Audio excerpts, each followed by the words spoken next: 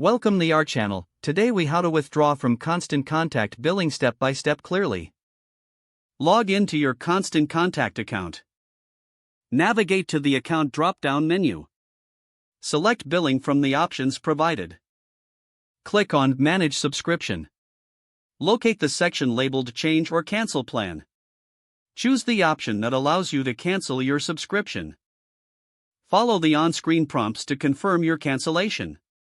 Review any information regarding your billing cycle and final charges. Ensure that you receive a confirmation email regarding your cancellation. Log out of your account once the process is complete.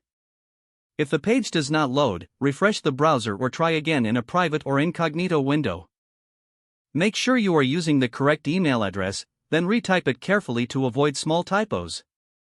If your password is not accepted, use the reset option and create a new strong password you can remember. Check your spam folder for verification or security emails, then complete any requested confirmation steps. Enable two-factor authentication if available to improve account security and reduce unauthorized access risk. After signing in, review your profile details so your contact information and settings are accurate and current. If you see an error message, note it down and try again after restarting your device and internet connection. Log out when you finish, especially on shared devices, to keep your account and payment information secure. If the page does not load, refresh the browser or try again in a private or incognito window. Make sure you are using the correct email address, then retype it carefully to avoid small typos. If your password is not accepted, use the reset option and create a new strong password you can remember. Check your spam folder for verification or security emails, then complete any requested. Enable two-factor authentication if available to improve account security and reduce unauthorized access risk.